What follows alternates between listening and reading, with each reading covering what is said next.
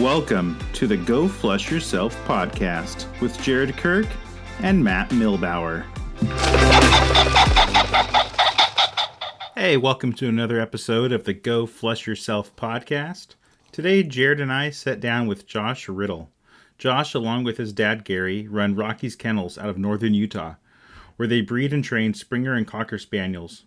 Rocky's is where I got my Springer Bridget, and where Jared got Bones from. I met Josh looking for a bird dog, and on top of being one of the nicest guys out there, he's become one of my favorite people to talk to. I hope you enjoyed this episode with Josh Riddle. Hey, Josh, thanks for joining us on the show today. Why don't you go ahead and tell us and our audience a little bit about yourself and why you're here? Yeah, you betcha. No, I appreciate the opportunity. Appreciate the opportunity I've been able to have to get to know both of you actually over the last couple of years. It's been awesome to listen to some of your stuff, what you guys have been able to build, number one, and then your love for upland and hunting and stuff like that. I'm sure we'll get into it a little bit more. But yes, as far as a little bit of an introduction into myself, Josh Riddle, live in northern Utah, just right on the Idaho border. Moved up here about 7-8 years ago. Used to live south of Salt Lake. Grew up in American Fork, Utah. Started with dogs ever since I was nothing. My dad's been into Springers for I'd say about the last 50 years plus. Been into field trialing, hunting, all of excuse me, all of which involves dogs and hunting and just kind of a way of life rather than, a hobby. Yeah, as far as I go, I'm married, got 4 kids, 9, 8, 5, and 2. We've got Monroe, who's 9. I post quite a bit of stuff about him. He's getting to be quite the little shot, quite the little hunter himself. Carolina, she's run dogs before. She's my puppy professional.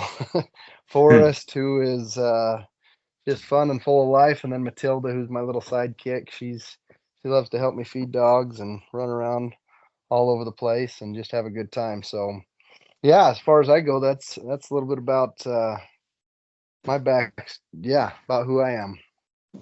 Yeah, so that's awesome. Yeah, I love your videos as a Monroe and out there. Like, what a crack shot too. Like it's one thing to watch your kids with the dogs, but like I almost feel like that's probably innate in your family, being like 3rd generation at this point. But like a crack, I probably a better shot than me, so it's pretty cool to watch.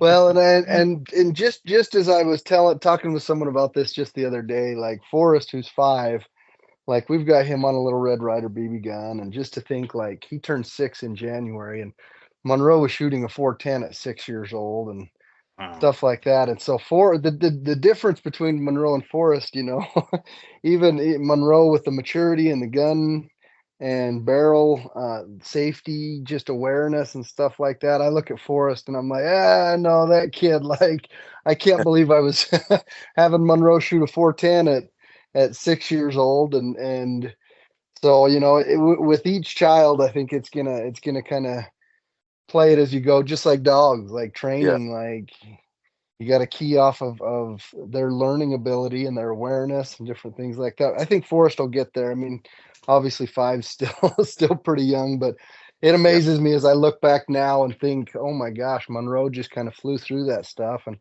I gain a greater appreciation for how he's been able to take it on and what he's been able to do. So it's kind of fun to see that. Yeah, that's really cool. Yeah, I'm kind of go ahead, Jared. Myself because I also have 4 kids. My oldest is 16, and I just took my 2 little ones out today, and I was like, my 16-year-old was going with me since he was 3. And then I was just thinking back, I was like, man, I can't believe I took my 3-year-old out with me. It's hard enough taking a 8 and a 7-year-old out, and he was shooting and stuff at that time too. And I was like, I don't know if I'd let my kids shoot right now. Yeah. Yep. It's different. 100% different. Yeah. Oh, for sure. Yep. So Josh, so kind of like what I know you've been around Springers your entire life, like you said. What makes Springers and maybe Spaniels in general special? Like I find it hard to believe that you'd ever go to another breed, but like, what about Springers keeps you there over any other breed? For sure, for sure. So specifically, I mean, I've had a couple other dogs here or there. Um, to start off, I can appreciate a well-trained dog any which way. I had a setter year or two ago, and it was kind of fun to have a setter go on point and kind of walk right up to the bird. And Monroe loved it because he could get ready and go right up next to where the bird was coming up and shoot the bird right a lot closer. But as far as like pheasants go, grouse goes, I think it's number one what I've grown up with. Hmm. But number two, as far as spaniels go, you've got to be able to read them. You've got to be able to, be a pretty good shot because they're not putting them upright at your feet. You've got to be able to read your dog. It has to be a partnership. It has to be a yeah. Again, just a partnership, and then just the spaniel mentality of happy, in your face, absolutely are gonna love you no matter what. It's just awesome to see that. And then the retrieving it also, being able to retrieve birds down game. And I mean, I know there's lots of other dogs that do that as well, but just the whole gambit, from A to Z with the training, with the partnership, with the excitement of seeing your dog throw its nose and knowing that, hey, they're 30, 40, 50 yards up there. That when they start tracking a bird and that they've got a bird, it's just the excitement that just is unparalleled. It's pretty stinking great. Yeah, I'm not gonna just disagree with you on that. But No.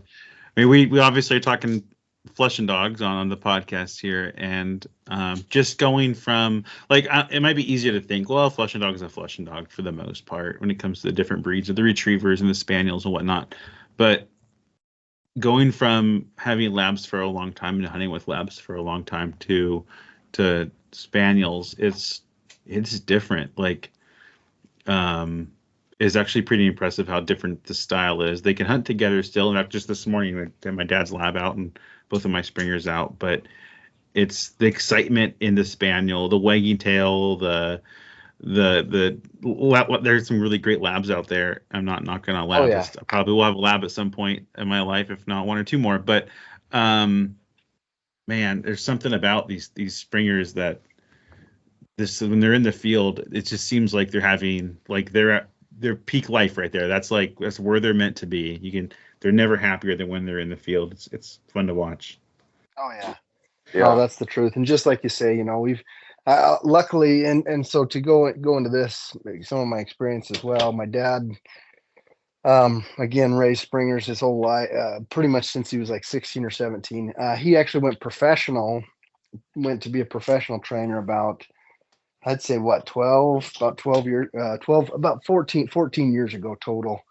Um, and when he started out, he had a wide variety of different dogs. Mm, And so I've been able to see quite a few dogs, different breeds along the way, and gain an appreciation, number one, for good breeding.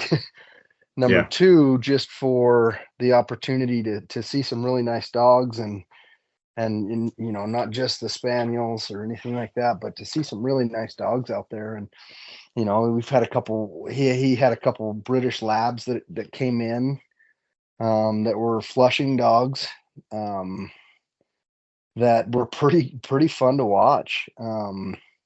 Picked things up very quickly as well. He had some wire hairs. He had some Griffons. Quite a few of those. Some Llewellyn setters as well. Wow. And so I've been able to shoot over a lot of dogs over the years. And again, like I said, breeding programs that highlight well-trained dogs and hunting dogs, like it's always a pleasure to get those into train as well as to watch them. But yeah, there's just something that something extra special that has drawn me to springers and as well cockers. So with cockers and springers, I know if I remember right from our previous conversations, Josh, you all are gotten cockers. You've been in springers for a long time, like you said, but cockers kind of came later in your kennel. Can you tell us a little about that, and then also maybe like what's the difference if someone trying to think like if they want one of them, like what's the difference between the two? That's a great question. I think we got into cockers probably about about 7 years ago. And there's a lot of similarities. The split off long time ago. Cockers were just considered the smaller breed of springers, and then springers were the bigger ones. And so, I don't know a ton of the history just from what I've been told, but it's kind of evolved into 100% two different breeds. Um, and I've seen some nice cockers over the years. Definitely not as versed or knowledgeable about the cockers. Because like I said, 7 years versus 39 years, a big difference there. There's lots of folks who, as we've got into cockers, have kind of guided us and mentored us and helped us to better understand, what we're looking at. And so I think we've gained a greater appreciation for the two breeds. There's definite advantages for each. I say advantages, a lot of times folks talking pros and cons. But as far as the differences between the two breeds, I think there's just pros for each. There might be some differences in each. I would say cockers have a lot of energy. If there's mischief to get into, they love to get into mischief, but they're so stinking cute about it that it's hard to get upset at. It's hard to get upset at them. But yeah, so I think that they're both very smart, very intelligent, very trainable. But my dad likens them to a goat. If they can jump on something, if they can bite something or get into something or eat something, socks or this or underwear, this or that, like they're gonna do it. And you do get some of the springers that do some of the same things, but it doesn't seem like it's as prevalent as the cockers. But again, both are very nice. Another one of the huge positives is as far as being a smaller dog, specifically with the cockers, I think their eyesight. I've talked to an ophthalmologist vet that said, hey, I think that one of the reasons why cockers are such good retrievers for being as small as they are is because their eyesight is just that's one of the things that their vision's just they're able to see very, very well. So I thought that was interesting. But yeah, it's some of the retrieves that some of the cockers make are just pretty dang phenomenal. Yeah, my sample size is obviously small between the two breeds, but I had the one cocker from you for a little bit, and then the Yeah. springer, and then another springer, not from someone else. But in my small, tiny sample size, the cocker would work. And maybe I had a different kind of cocker, but it would work all day. Yeah. And the retrieving was unbelievable. She seemed less worried about like I want this object for me and more like I want to play the game. And the springers, it's a little more like I kind of want this tennis ball or dummy. Like I don't know if I really want to bring it back to you. Like they will, and it took a little more coaxing in the beginning than with the cocker. And then maybe that's just I have two different dogs. Like I'm just comparing two different dogs and not two different breeds in that point. But is there anything like that out there with between the two breeds where you're like, yeah, they're gonna work like this a little more, or when it comes to retrieving or other kind of tasks? And I think again it'll come down to DNA. Yeah. DNA for a lot of that stuff. Parentage. If you've got two highly driven retrieving springers, there will be a highly driven retrieving puppy. I think the same for cockers, and yes, and so that when I talk a lot of stuff, I definitely go back to DNA, because that'll tell you so much of what you're going to get into. I mean, and yes, I think that overall, as a generalization, and obviously it's not going to fit into every category, but I think the cockers are they're not as temperamental about people, about other dogs, about other. They'll just bounce. Um, I liken them to a goat already, so I'll liken them to Tigger as well. Off of Winnie the Pooh. Yeah. They're just bouncing in your face and, hey, how are you? What's going on? Hey, let's do this, let's do that. And springers, I think as a whole, as a generalization, yes, you get some, but they're not as like bounce right off you, and sometimes they'll take a little bit more time to get to know you, and different things like that. Again, two completely Yeah. different generalizations that I've just seen as I've been in the spaniel world for a couple of years now. Yeah. So Josh, you're talking about cockers and stuff like that and describing them. And as you're describing them, how sure are you as you gave me a Springer? Because everything described is both. Exactly. That's exactly right. No, yeah. As far as Bones goes, my goodness, I have loved seeing him mature and like literally, like, I mean, when we had first chatted, I think you had mentioned something like, well, and as far as the fall goes, I don't know if we'll be able to quite hunt him because he'll be young. And now as I watch these videos of you taking him quail hunting and pheasant and all these things, it puts a big smile on my face. That's exactly what we were hoping for, and so it's fun to see that. But no, I know exactly what you mean. A lot of times the springers, and that's actually what I'm hoping for, when the springers come out, is that, yeah, I want them to be bold. I want them to be bold in cover. I want them to retrieve well, and breeding in general. I mean, as far as springers and cockers go, I'm trying to imitate the exact same traits in both. Yeah. And so, yeah, so we're looking for the same goal. How to get there and how they pop out sometimes just is a little bit different, but that exactly is what we're hoping for. It's like all puppies, even my wife's 4-pound Yorkies, when they're, well, all dogs, when they're puppies, they have that puppy energy, like no matter what breed it is, whether it's a mixed breed or whether it's, a show dog, or it doesn't matter. And so, but I'm looking back now, like Bridget, when I got her, she was, well, I guess I got her from Bill, Josh, but like she Bill, yeah. has your kennel's DNA in her though, but she both sides, yep. yeah, I'm both sides. So, but she had that energy and was like, man, I kind of know how I'm gonna keep this dog calm. Exercise doesn't matter, but like now that she's maturing, she's what, 2.5 now or so. It's like now she had that edge is gone, and she's laying here with me right now, just hanging out. But like where Jared's at now with Bones, like he was telling me stories like, man, like, I'm like, yep, no, it gets better, and it gets better. It seems far away, but it does get better.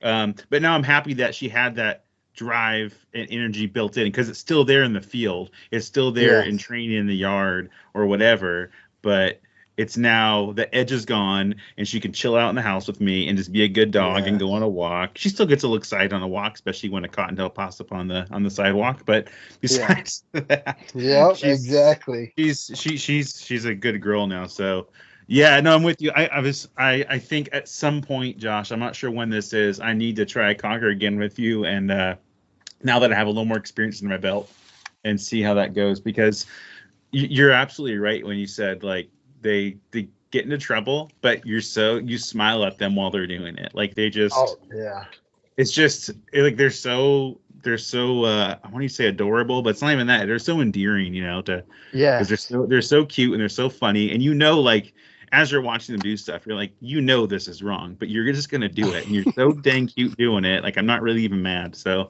there's something about that I need to have at some point.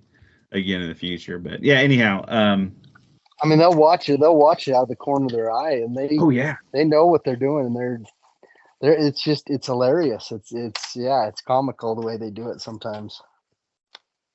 yeah. So speaking of DNA, like I always wondered this, and I think we may have talked a little bit about this in the past, and maybe I've talked to your dad about it too at some point, because it's been a curiosity to me for a long time, looking at pedigrees and trying to. It's just super interesting. But like when you're all looking at to have a new litter, what are you looking for, and when you're pairing the parents of that litter, like what like it's not just like, oh, this is my best dog and this is my best dog, or this dog's in heat and this one's we have this male right here. Like I know there's more than to it than that. So like what do you all look for when you're trying to find that pairing? Yeah. So specifically, I mean, everything that I'm looking for is number one, retrieve drive. Um, I want to see a dog that has a huge retrieve drive. Just because there's so many foundational skills that can be built off of that. That if I can get a dog that has a huge retrieve drive and that'll work with you, biddable as well. Like, I mean, everything else seems to come. Um, I like dogs that have good noses, obviously. A dog that can't smell anything like that, or that's rough to have. But yeah, no, a dog that really smells, that has a good nose, that's biddable, that's smart. That's the other thing as well, is that has a brain on its uh, in its head. I've seen a lot of dogs that out there that are talented beyond measure. They have a great nose. They, you know, athletic ability, all of that stuff. But then they just get themselves into trouble, or they wind themselves up so stinking much that they can't think straight. Mm, And so that's definitely something that we try and lean lean out against. And believe it or not, as far as it goes, we do try and breed for that on and off switch. Um, on in the field, off at home, you know, and just huge drive. So when we're looking at it, obviously we're pairing parents, different things like that. We're pairing ones that, okay, we saw the puppies from this litter. They were pretty stinking hot. Maybe we want to look for a stud or a stud or a dam that, hey, maybe it's pulled back a little bit, maybe has a little bit better of an off switch, or line breeding as well, trying to figure out which parentage, which dogs we want to go to specifically from stature, physicality, um, and some different things like that. So we're looking at the complete gambit, really trying to match them up and pair them so that health wise as well. I mean, that's a top priority. We've gotten quite a few. Yeah, there's lots of different health indicators these days. Hips, elbows, eyes, DNA testing through embark. Um, Lots of different things that we try and are looking at from a breeding standpoint. But it's not just, hey, that dog looks nice or this dog looks nice, but things that we're thinking about for multiple years prior to actually going through with them. right. So yeah, you're not just looking at, oh, right now these two look great for all the reasons you described. It's also like, well, what are those puppies going to be, and what other pups are we going to have, and what's the line breeding look like if those two in the future turned out the way we hope they turn out. Like you're actually looking at the whole gambit years in advance and behind, right? Yes, correct. And then also as well, what have they thrown in the past? What are these Right. dogs throwing? How do they look? Sometimes. And I've talked before about with some folks about eliminating question marks. That's one of my go-to phrases that anytime I talk to potential puppy folks or anything like that is just eliminating those question marks in our breeding program it's just, like I said, if it's a repeat litter, it's eliminated quite a few question marks because you've done it before and you know exactly what the puppies are going to be like.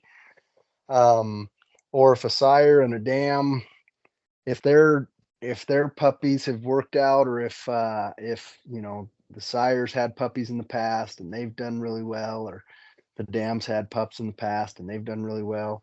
So essentially just eliminating question marks. Again, that's why people go and do health testing. They're trying to eliminate a lot of that stuff, the negative genes that are being passed on. And so yeah, it's years in advance. A lot of health testing, a lot of funds go into those things prior to actually making the pairing.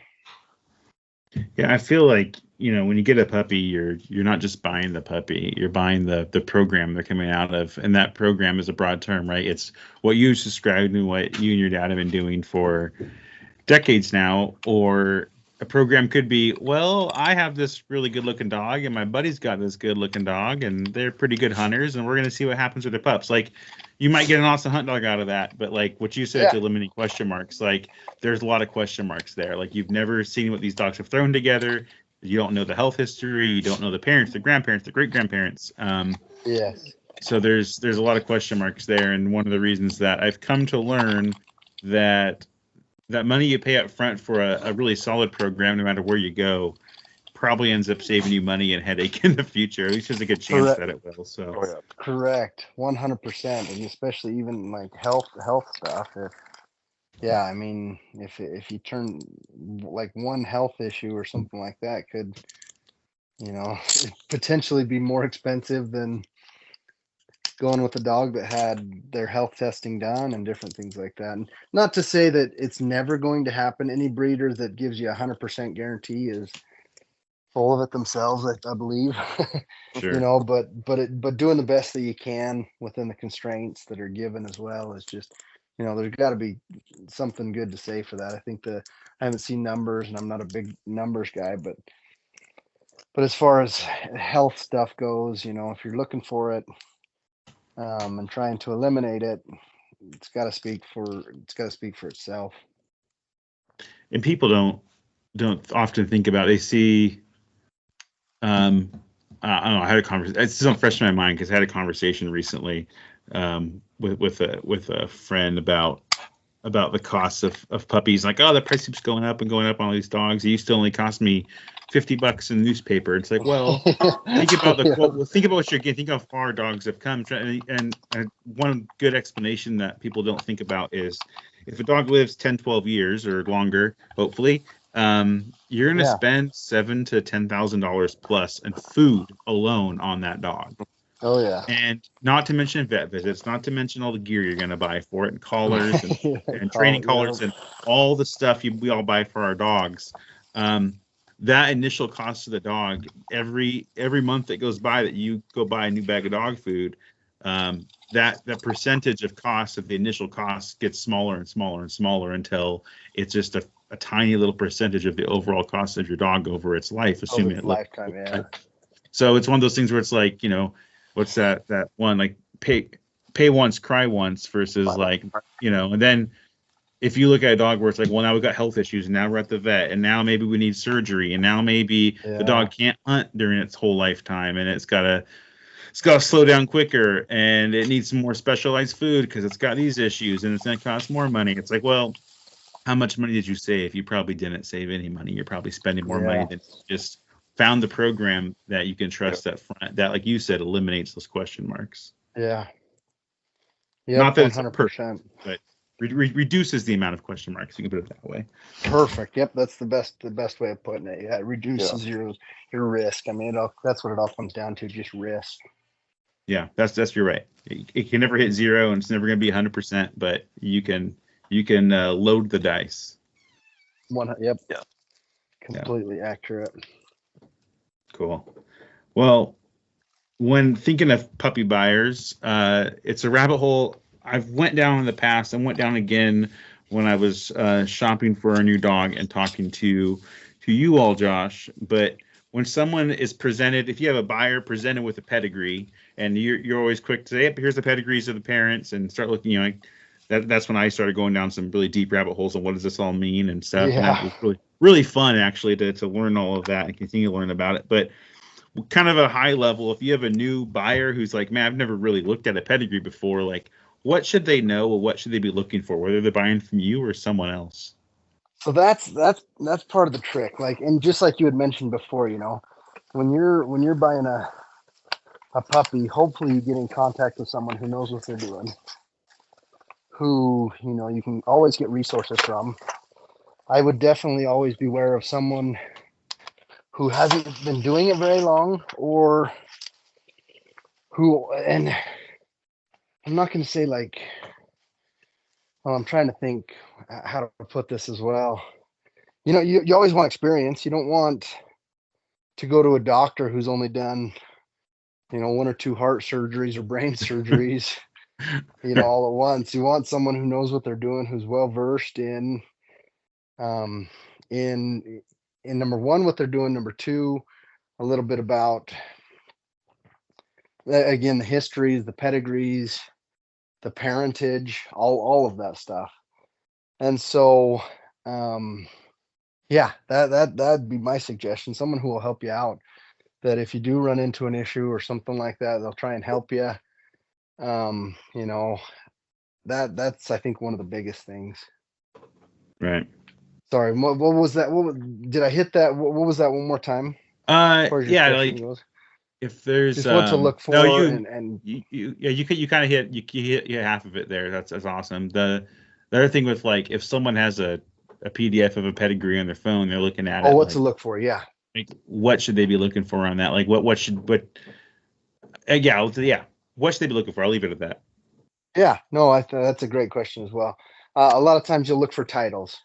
Titles being in the field trial world, that's a great indicator of how well a dog is doing. Number one, because folks are usually, if they're running a dog in field trials, they're doing health testing, as well as looking at the best possible breeding situations. Also, some folks want to just trial their dogs, go out and have fun, and that's definitely great as well. I love seeing that because then that can tell you, as far as their parents went, how well they're put together. Also, trialing is also for biddability. A dog that isn't biddable isn't going to win a trial. So again, if you're just completely going off pedigree, which again I would I would advise against also, because you don't just build completely off of a pedigree. I like to see a lot of the parents before. There's different situational stuff along the way, but again, if it were me looking right off a pedigree, as far as the Springer world goes, I've seen quite a few of the dogs run, and I know a lot of the dogs that have titles.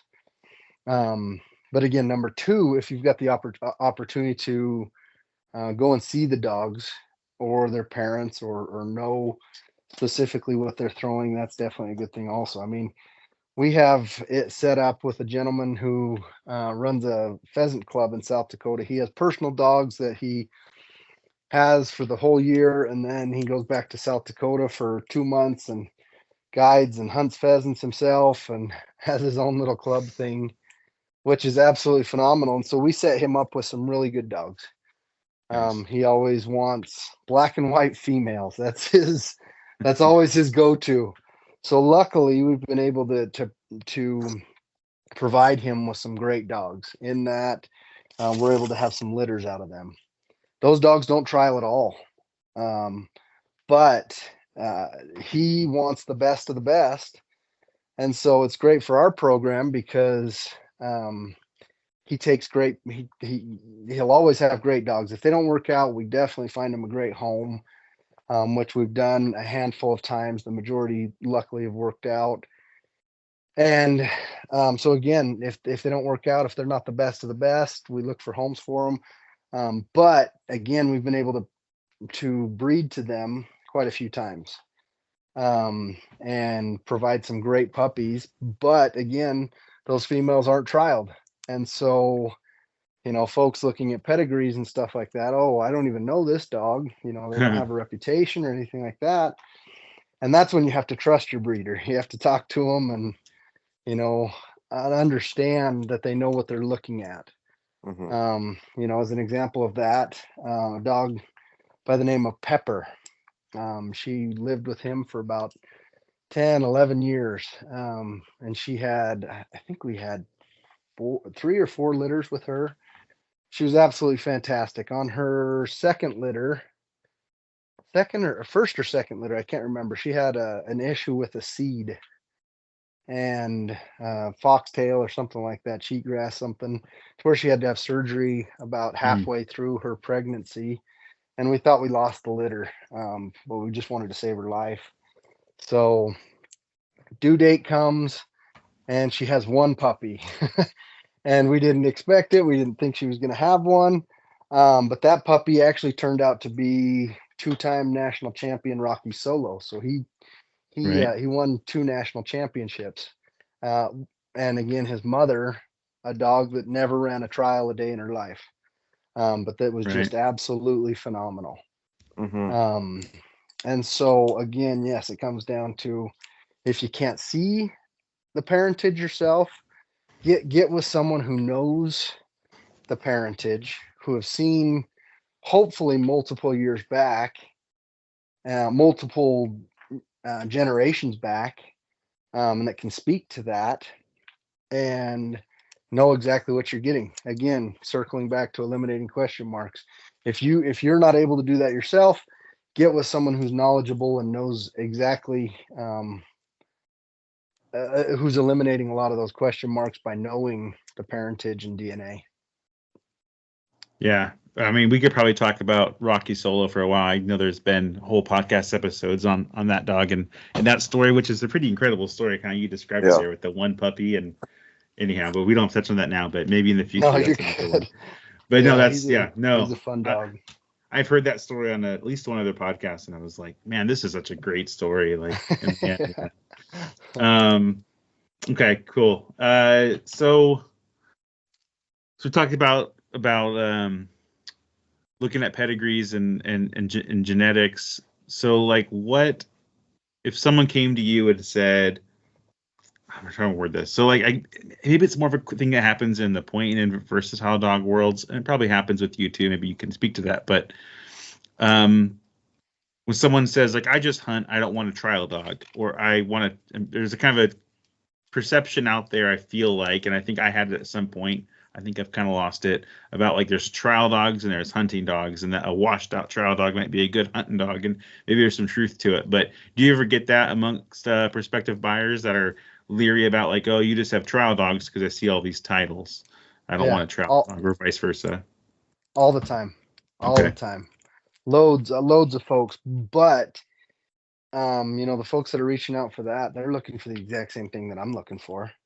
Whether it's a washed out trial dog, you know, quote unquote, you're still getting, and you know, I know that there are some folks out there that, okay, this dog washed out, or this dog, you know, isn't gonna make it, or different things like that. There's still been a whole ton of time and money and birds and different things like that have been put into that dog, for the trainability and different things like that, and as well the health testing and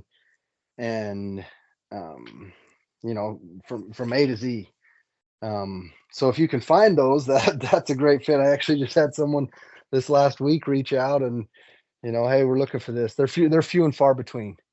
But again, as far as those go, I know some folks ask for that specifically, thinking there's going to be a huge discount or different things like that. And I see.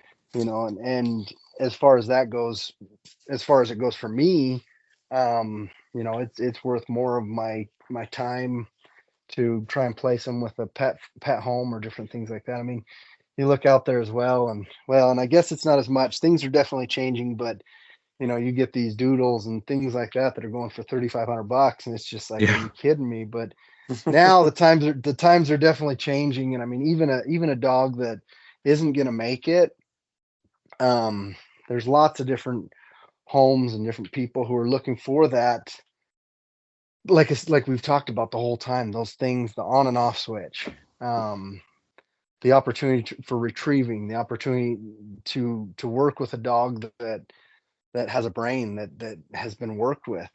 So that, as far as a started dog goes, but the folks who reach out, and hey, I'm not looking for a trial dog or this or that, but are still looking for a puppy. Again, we're looking for the exact same things. We're looking for a dog that's easy to teach, that's easy in the kennel, that is smart. And for me, chatting with yourself, Mr. Jared, like trying to figure out what you were looking for, wanting to hunt this fall. We have a couple litters, and so I do try and match puppies to their prospective homes as well. And so trying to have the flexibility and the opportunities to match those specific qualities to places, again, it comes down to the DNA, but it also trying to, at 6, 7, 8 weeks, trying to figure out which one is best for specific families, is what I try and do as well. And so, and I'll be honest with you, Jared, at 6, 7 weeks, Mr. Bones Man, he was right in the middle of the pack. He wasn't quite the most aggressive, but yet he wasn't like hang back, Mr. Shy Guy over in the corner. And that's exactly kind of when I looked at him, and when we shot pictures and videos like that, I was like, okay, that guy's good. And it sounds like since then he's kind of taken off, and there's some trainability moments. But yeah, and it's trying to find that out. And then once they hit a year and a half, they should have a better on and off switch, like you've been mentioning, Matt, and kind of going from there. But to circle back to your original question, pedigrees versus, doing this or doing that, it hopefully we're all looking for the same thing: a healthy, smart dog that is loving, that can get the job done, and that will make a great addition to any household. Yeah, I will say, Josh, that you matched Bones perfectly, absolutely perfectly. Good. He is. Yes, he's only 6 months old, but he has an on and off switch. He's off right now. He's laying next. He has his moments of craziness, but they're not. I don't think they're that bad. My wife might disagree with me on that one. Yes. Our counterparts usually do. I find my dog an utter joy at all times. So, but no, you matched him up perfectly. Bones is he's been absolutely phenomenal. Good. Yeah. Again, that makes me super happy to hear that. I love it. Yeah. So Josh, I think is what you're saying then is me, for example, I come to you and I don't really have interest to trial or test.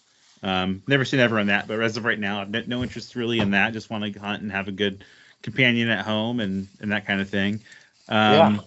I'm not, if I come to you're not like, well, you don't want one of my trialing stock dogs if that, actually existed. Like I'm looking, like you're like, no, you're looking for one of the dogs I have that's going to be a good dog because it'll be a good hunting dog and hopefully have the on-off switch we're looking for and that kind of thing. So that makes a lot of sense. I feel like, I don't know, when I first came to you, I was looking, not first, but I guess when I got Bridget here, I was like, man, I remember telling you, like, I want the dog that I think I knew that I trusted so much that your program had, like, all your puppies were going to be good if I'm just out hunting pheasants and valley quail and that kind of thing. Like, I think they're all going to be able to do it, more or less. I wasn't worried about that, but I thought, give me the one that I have to push out a little bit. Like, let's find the one that is the more reserved one and see what happens.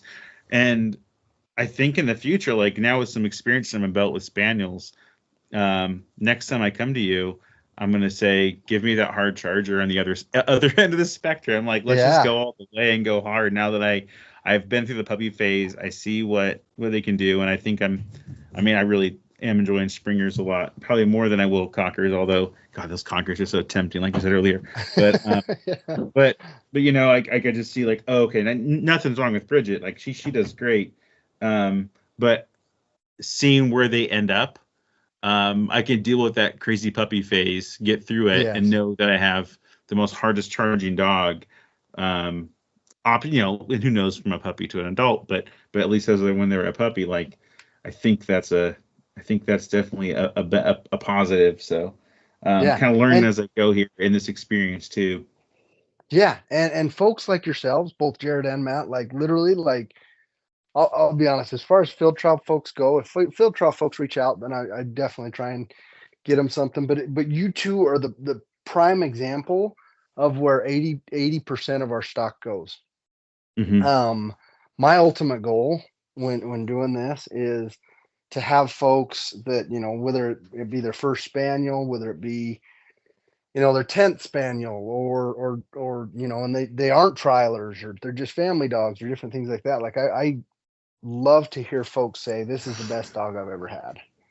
Like I love to hear it. This is the smartest dog. This is the easiest to train dog. Though that's where I build a lot of our, again, circling back to the breeding program, is that's exactly what I'm hoping to hear. Does it always happen that way? No, but I think folks like yourselves have a greater appreciation for um, for the dog specifically, and again, trial folks. Yes, a lot of trial folks have gotten pups, and it's cool to see Rocky Solo's story. um, but it's also cool to there's a lady up in Washington that has 3 of our dogs now, that they hunt waterfowl like crazy. They hunt Huns, just because they don't have a big old cup sitting on their mantle. Those stories mean just as much to me as a 2-time national champion. Um, and intrinsically, that's what we're hoping for. Dogs that are appreciated and loved. And some of the programs out there just want to keep them within the confines of the trial world and things like that, which each to their own. Everybody has their own goals and Yeah. what they're trying to build, and but for me, that I love seeing that on both ends, just knowing that a well produced dog's out there. Yeah, for sure. No, I have meat in the freezer and tail feathers up behind me, and memories and stories with Bridget so far, and she's only 2.5. So I love it. I'm more than happy, not to sing, not trying to sit here on the podcast and sing, Rocky's and Josh and Gary's praises, but like I'm very happy with my Bridget here. So yeah, Same page. cool. Yeah, and it's been it's been fun seeing Bones out there so far with Bridget, who I think technically look at the pedigrees and like line breeding makes it kind of there's always related somewhere, but like I think Bridget is Bones' aunt on the one side, so they're both kind of related out there, so that's kind of cool. So Josh, there's a term out there, the quote unquote cocker craze, and I feel like I hear more and more kind of pointer and versatile breed guys getting curious or flat out buying a cocker. Have you been feeling that? And have you seen that, or people who've never been to spaniels, maybe been in with GSPs or pointers or something, and they come to you and go, "Man, I'm really interested in the cocker." Like, have you seen that? And if so, kind of what's been your experience in that world, and how's that been working out for folks?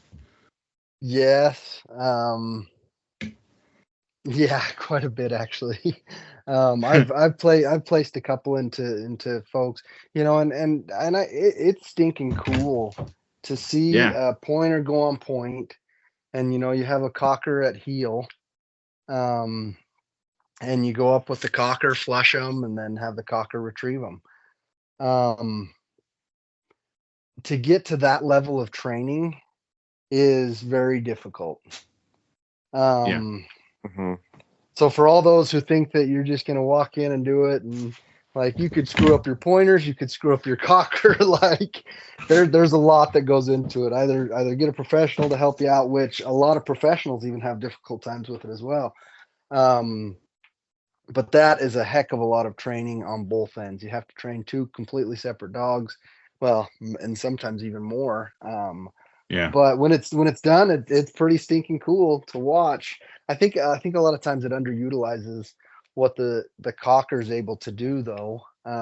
on a standalone. If you're hunting huns or chuckers or different things like that in the wild, and you need a big ranging dog, obviously that's when it kind of comes into that's the best of both worlds. As far as cockers go and springers go as well, like they can stand alone, pheasants, grouse, different stuff like that. It's fun to hunt behind them, just out in the wild. But yes, there's definitely a huge cocker craze right now. It's kind of gotten a little bit. There's a lot going around, and I've had even just people recently been calling me up that oh, hey, we got 2 cockers, we put them together, and this guy got a puppy, and now he's calling me saying, hey, this dog's doing this, this, and this, and I don't know what's going on. And it was because the breeders had just gotten cockers themselves, and so yeah, there's a lot that goes on. I would just recommend to try and understand the breed before just jumping in as well. Yeah, well, I think it's so relatively new that it's hard to comment on it because it has kind of exploded. It seems like everybody's getting one. I've heard a few. I've heard this on more than one occasion now, like maybe 3 or 4 times. People say, who I don't know if they're super familiar. Well, they can't be super familiar with the breed. They're saying this. They're like, I want a cocker because I want a smaller, like lap dog kind of dog, but also as a bird dog to go with my pointing dogs, my setters or something. I'm like, you need to, yeah, like you said, they're a goat. Like they're going to be more on your head than on your lap. Like I don't know. You need to seriously consider this. Like if you're thinking that's what you're getting out of it when you get a cocker, like they can go. So I think there's I worry there's maybe you can speak better on this, but as a casual observer of it, I worry there's misconception about what cockers are and what they can do. Like you said, they're small, but they're extremely capable. So on their own, and it kind of makes me. I mean, to each their own, and every dog's having fun, especially if they're out in the field. But it makes me a little sad. Like, let that cocker go on its own and do it. It'll put a bird up for you, do the whole thing by itself. You don't need the pointer to point. As cool as it is, and maybe I'm a little jealous. You said a minute ago, like. You put the cocker at heel, I'm like, well, I'm out. I'm not good enough a trainer to do that. Like, keep it on a leash or something like that. Yeah. Like God made leashes for me at least. Yeah. No, yeah, so it's interesting to see.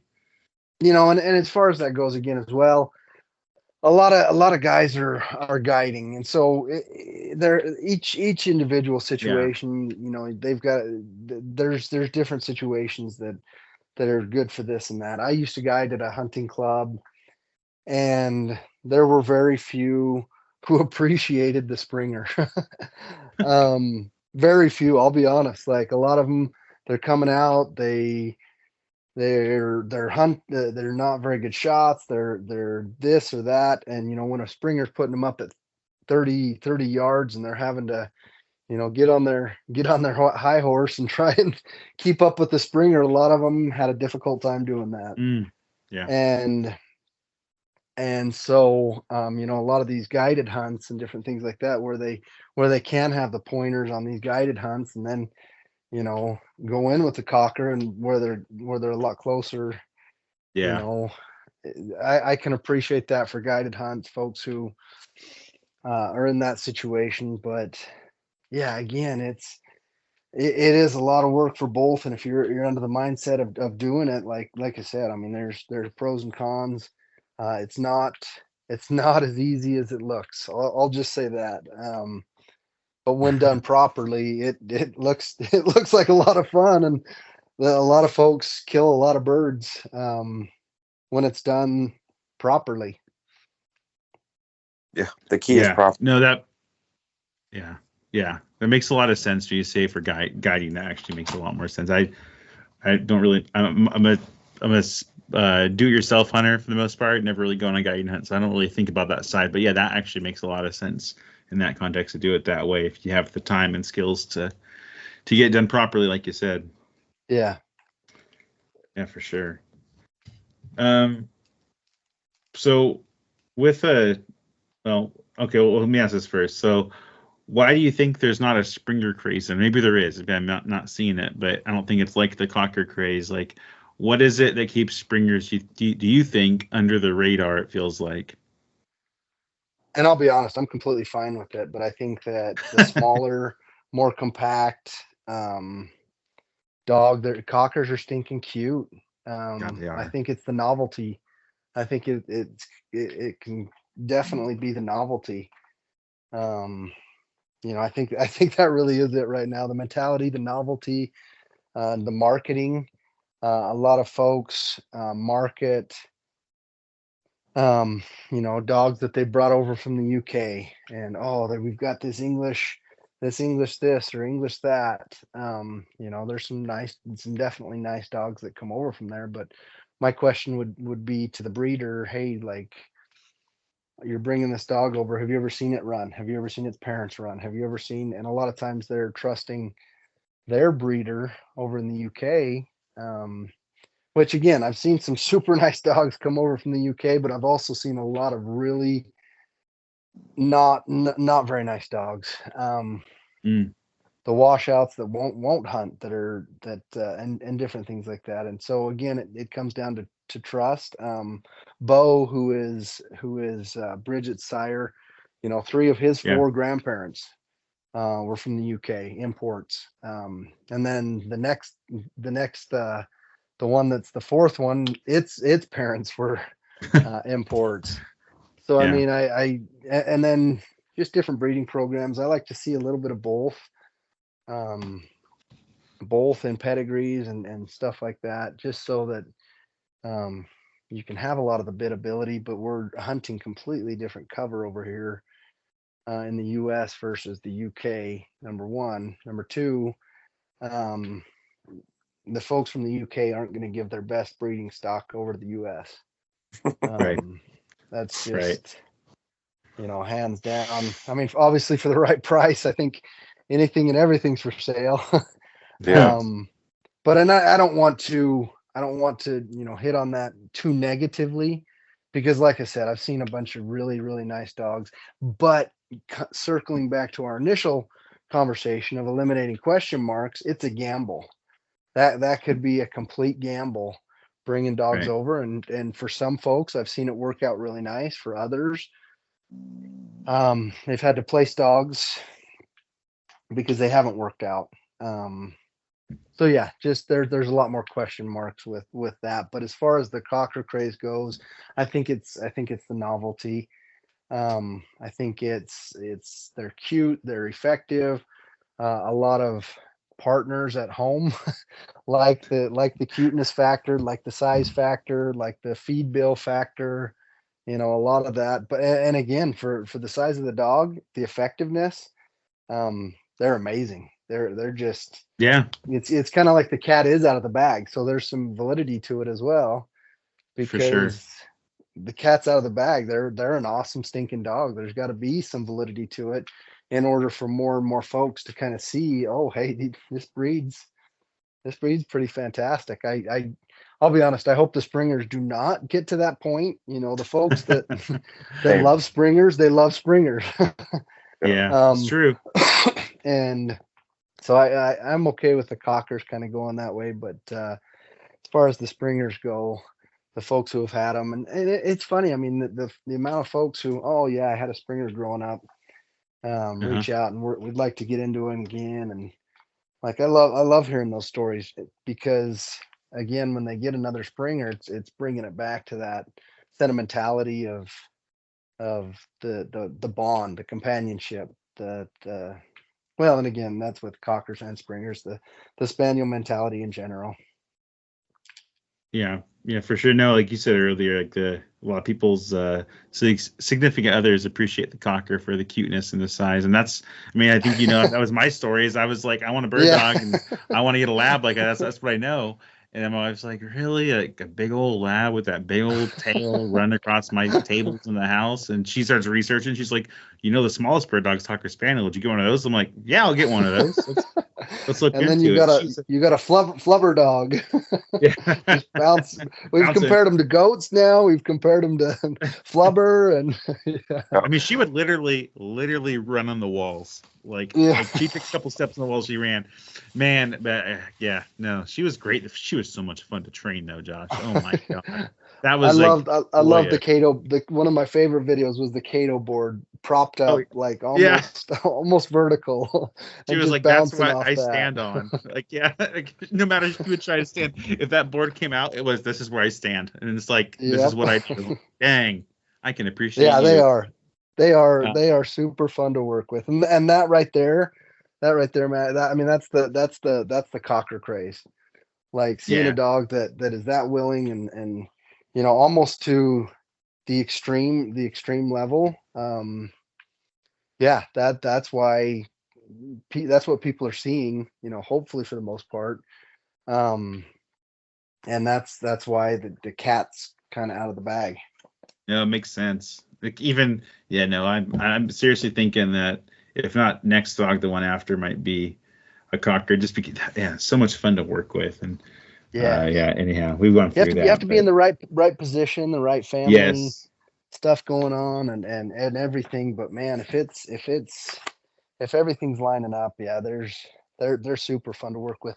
And I'll be honest, like my dad, I never thought his Quake dog, quite a few of his dogs have been Springers, but once he got Sparks, mm, Sparks, little red cocker, his sire was national champion yeah, Cato, Warner Skylark, good friend up in Wisconsin, Jordan Horrock had that dog, and yeah, we fell in love with him, and yeah, and then my dad got Sparks, and gosh, like I don't know if I've ever seen him love a dog more. I mean, he's had some amazing dogs over the years, but Sparks, and he's running the National Open Championship in New Jersey this next week. He's running Sparks, and he was the first cocker that we got. And those two are inseparable. And circling back to that, and I apologize talking so much of the breeding program and different things like that.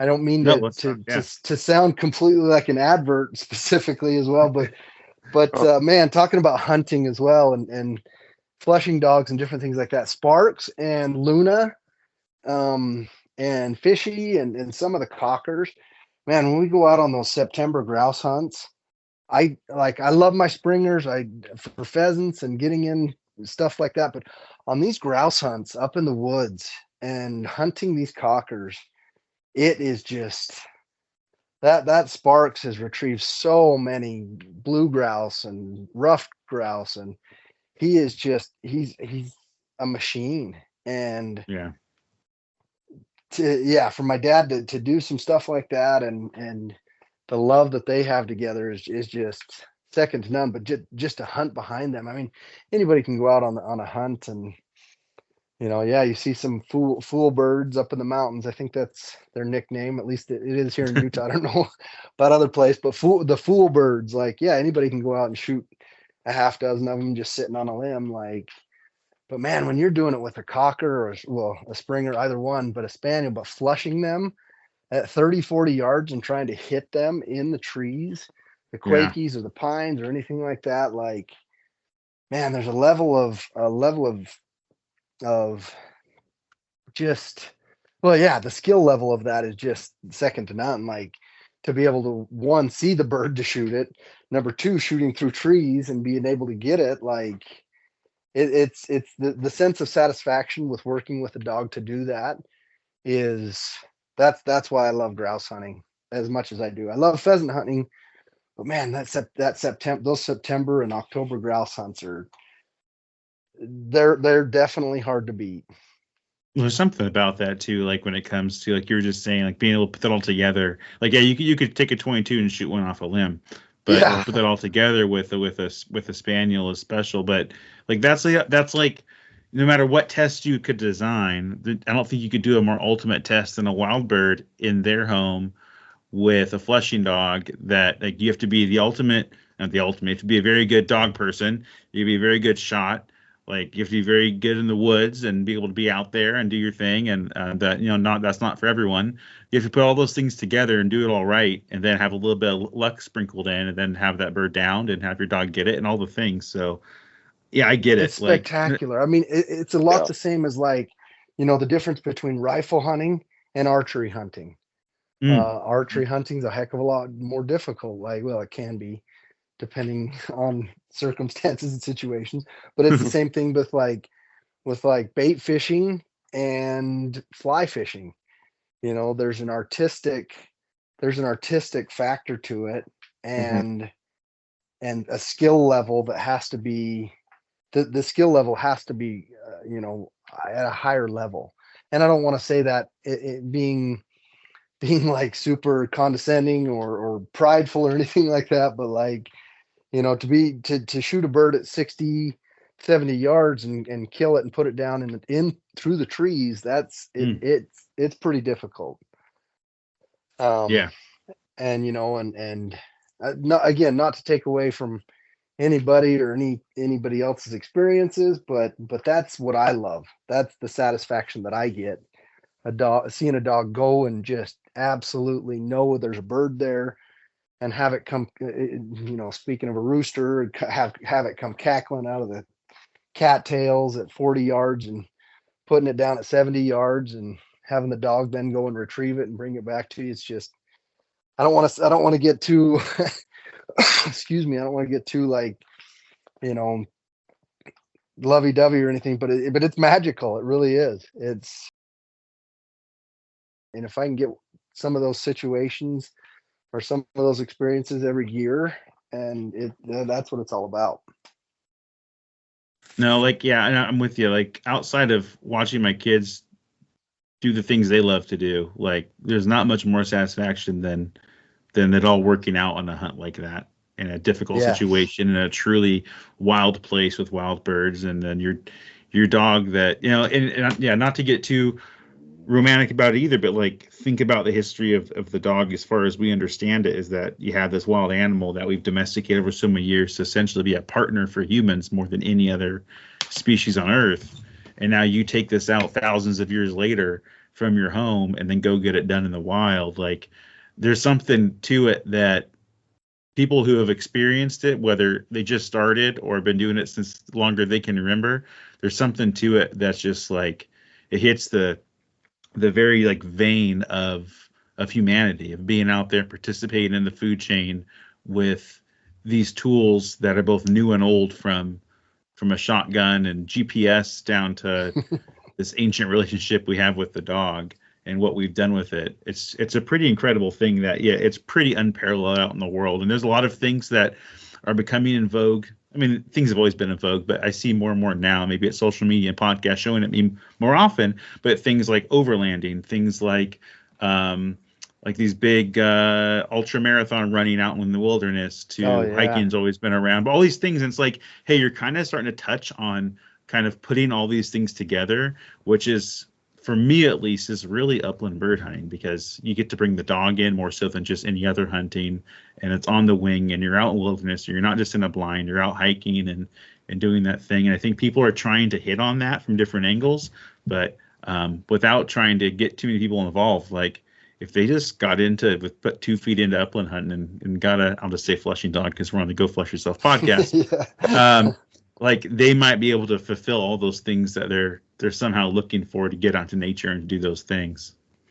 Oh, exactly. Except for I don't like the ultra marathoner because they were literally right in the middle of our grouse hunt, and they're running up on this mountain like it was a Utah State University ultra marathon, and they were right in the middle of our grouse hunt. And I'm Oh, like, guys, no, no, no, no, no. I'm like, no, I'm just kidding. There's a tons of public property here in Utah, and so yeah, yeah, as with any public place, obviously, everyone has a right to be there. And but yeah, it yeah, was it was pretty funny you brought up that example because just like I said, about a month ago, it was like, yeah, right in the middle of grouse season, and here comes like, these guys, ultra marathoners. were Yeah. they wearing orange? Were they smart enough to wear orange? Some of them were, not all of them. Whoa, They were that's, looking at yeah. us like, "What are you doing?" And I could tell Like, not many of them had been in the mountains very much, and so it was um, kind of cool to see that. So No, it is cool because for a long time it was always like, well, all the kids these days talking about either millennials or Yeah. Gen Zers, like they're just gonna be on their phones and play video games and watch YouTube. It's like, well, there's a lot of people like trying to get back out into the wilderness and do these things with, yeah, ultramarathon or whatever else. But Parks, fishing, doing a yeah, lot of that it's stuff. there's a It's lot of it definitely out cool there. to see that. Yeah, but I think if people, and maybe they go get a cocker and not a springer. To your earlier point, we can keep the springers on the down low. But Yeah. Yeah, there we go go. get a dog and get out there with the shotgun and go get your own food that way. It's pretty special. Yes. Yep. 100%. I love it. There really is something special about it. Well, Jared, do you have any other questions or things you want to bring up here with Josh? No, not really. Just really excited that I got Bones and you matched me with him, and I think it's a fantastic match. So whatever you're doing, obviously just keep doing it. You were able to read me pretty well, so I'm excited. I'm excited to see y'all's progress. It's fun, and there's nothing like having a puppy do a lot of those firsts where that just continue to get you excited. And so I'm excited to watch the updates and the as the season continues to go on, and then next season and the future is always bright, and it's fun to keep up on things. yeah, no, I just super excited about Bones, and he's just absolutely awesome, and yeah, yeah, nothing Well, but good. oh, go ahead. No, Sorry, just Jared. nothing to say. Yeah, he's a good dog. I like him. Yeah, he's Very nice. been fun to hunt over a couple of times now that I've been out with him too. Yep. He's out there like for a puppy season. He's out there doing pretty dang good for his age. Like I'm pretty impressed with what he's out there trying to do, and he's questing and looking for cover and doing all the right things, especially at that young age. Better than Bridget was at that age. She was just taught along Yeah. watching their dogs, being like, "This is fun. We're out on a walk," and then it clicked. Yeah. But anyhow, well, thanks, Josh, for coming on. Really appreciate it. Did we miss anything else that you wanted to hoping to talk about or wanted to bring up? Or do we kind of hit on everything you need to talk about or want to talk about? We definitely hit on a lot of that stuff. Again, I apologize. I hope it wasn't too much like of an advertisement. I just think a lot of those things are the basis, the foundation, and a lot of the questions of trying to get a good dog, whether it's, and I, as far as, getting a dog, I wasn't speaking directly to, hey, come get one from me. Like there's a lot of great breeders out there, all over the United States. And so literally I'm always available. So if anybody would like to, reach out and say, hey, is this guy or this person or this kennel, there's a lot of great folks out there that are doing it right and going into the history. You can ask a lot of those same questions yourself. And so I didn't mean to get into to that as much, but if you can get the foundational piece, if you can get a lot of that, like we were talking about the pedigrees and getting a good solid puppy, that's the next 10, 12, 14 years of hopefully great adventures, that you're going on and kicking up birds and shoot. My dog even just retrieved a rabbit yesterday and a big hare. And so whether it's fur or feather, like, um, yeah, that's a lot of the foundation of what it comes to. And the hunting trips and things like that. I absolutely love it. I love the just the opportunities to get out and have some fun, make memories. Yeah, Yep. Yeah, yep, don't apologize for getting into that because I was hoping to get into a lot of that because yeah, even if you think you know what you're doing, if you're trying to get a new bird dog, it's intimidating, especially your first couple times. Like, what do I ask? You hear about puppy mills, you hear about all these things Yeah. you're worried about, and it's hard to know. There's so much information out there, good and bad and otherwise, and there's so many different breeders, so many different breeds. So get into that and hopefully helping people if they're curious about getting their first one, or they're looking for another one and they're still like, man, I kind of messed up buying that first one. What I need to do a little better the second time on my research and knowing where to go. So I think information is really important. I'm glad we got it out there. Exactly, exactly. And then just, yeah, getting out and having some adventures, making sure that it's Western Washington's opener and not Eastern Washingtons when you post things and different things like that. Did you see that post? I did. I loved it. Yep, exactly. I was like, where do you live? No, it was comedy gold. And and getting out and encouraging people. I mean, I think there's so many out there that there's so much negative in the world today that, encouraging folks to get out and have some fun. That's what it's all about. I mean, that's what this podcast's all about as well, is encouraging and finding information, good things, positive listens that can get out of politics and stuff like that and get into our commonalities, things that we love. Mm-hmm.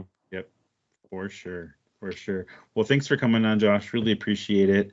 We'll have to have you on again sometime. Maybe see if we can get your dad on here too and hear his insights on the spaniel world. But yeah, really appreciate it, Josh. Have a good rest of your day. Thanks for coming on. You betcha. I appreciate the opportunity.